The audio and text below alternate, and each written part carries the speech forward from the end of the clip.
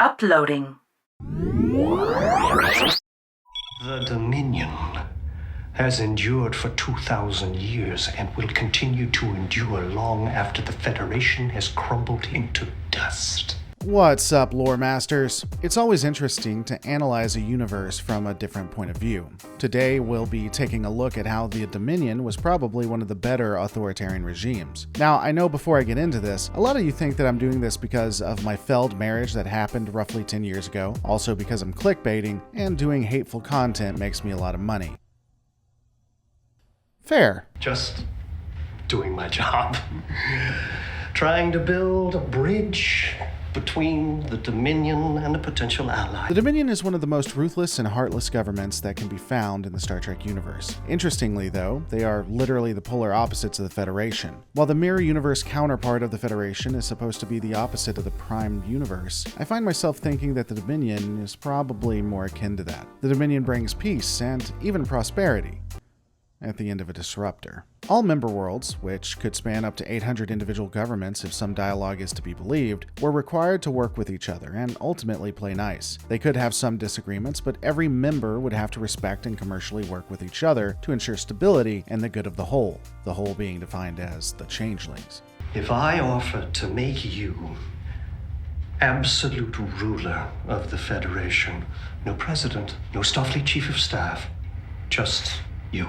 Interestingly, every organization would also be self-governing with imperial oversight of the Dominion itself. The Dominion would of course install their own leadership with specific Vorta overseers, but governments could run their own affairs within certain guidelines. The ultimate goal of the oppressors was subjugation and protection for the founders, not necessarily direct oppression. We also know that those who were powerful in the former government to retain power or become even more affluent, as long as they did what they were told. So it was possible for the governing powers of a civilization to barely change once the Dominion flag was raised. The Dominion also did not forcibly recruit anyone from the conquered, newest members of the Dominion. With the creation of the Jem'Hadar and the Vorta, the need to use the local populace was completely unnecessary. This would allow member worlds to, again, continue within constraints.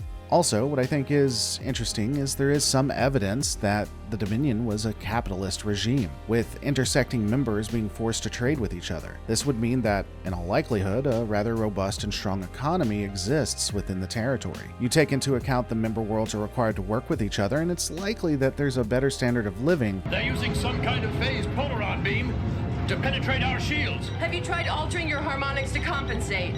We run through the entire spectrum, but none of the frequencies were effective. On that score, we know that the Dominion is technologically superior to the Federation when all of this begins, meaning the ability to develop better technology is there. Now, whether all of this tech is just in weapons and defensive systems or across the board remains to be seen, but we at least know that they have the capacity. The Founders see it as their sacred duty to bring order to the galaxy, their order. Do you think they'll sit idly by while you keep your chaotic empire right next to their perfect order? No. And lastly, at least for now, the Dominion offered protection, albeit only in a roundabout way, but it was still there. The one thing we know is that the Dominion doesn't like disorder. They want their perfect utopia of protection. They were willing to attack the Federation, Romulans, and everyone else for merely exploring, so it's unlikely bandits and any other power that could disrupt the status quo would be allowed. Protection, stability, equality, and possibly prosperity with your own government officials still at the helm with no requirement for enlistment. This is literally the Federation taken from a tyrannical standpoint. But if we're honest, it does garner the same results in some instances. Hell, when war broke out, none of the member worlds had to go to war. They didn't have to participate. Federation can't say that. When you consider that the Romulans, Klingons, Starfleet, and the Federation were left destroyed and in tatters after the Dominion War, and that all of the Dominion worlds weren't even touched on the Gamma Quadrant side, that also kind of says something. So, was living pretty good under the Dominion? Is it a similar Gilded Cage? Maybe. All of that to say this. The Dominion is obviously an evil fucking empire that deserves to be dismantled from the inside out. I mean, do I really need to say that? This is just an interesting perspective in ways people may not have considered. Don't forget to rate, like, subscribe, and I'll see you on the next Lore Reloaded.